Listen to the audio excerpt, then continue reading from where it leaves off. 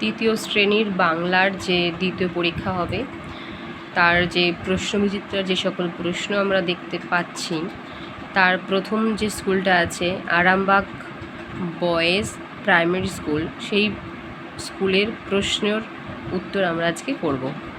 প্রথম প্রশ্ন কি আছে যে পর্যটন করেন যিনি তাকে কি বলা হয়? পর্যটক।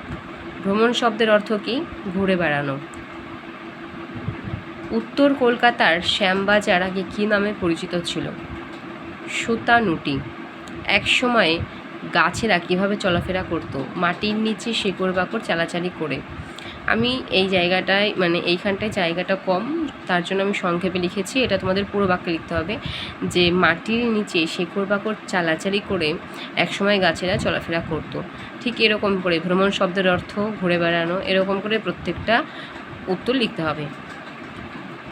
গাছ বসাবো কবিতার কবির নাম কি? কার্তিক ঘোষ। এলোমেলো বর্ণগুলিকে সাজিয়ে শব্দ তৈরি করো। এটা হচ্ছে আমাদের উপকারী, আর এইটা হচ্ছে আমাদের চলাফেরা।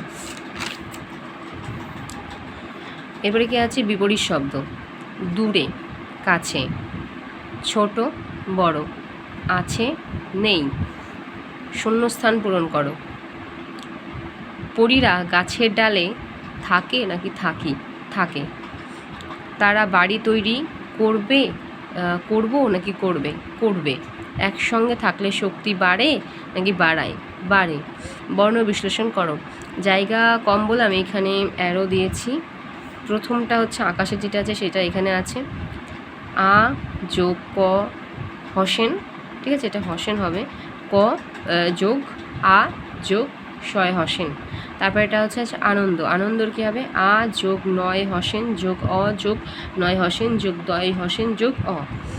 এবার বাক্য রচনা করো। বাক্য রচনা আমরা সকলেই জানি, যে যার মতন বাক্য রচনা করে নিতে পারবে, খুব সহজ। নৌকা এবং গল্প দিয়ে তোমাদের ইচ্ছে মতন সেটা করে নিও, অসুবিধার কিছু নেই।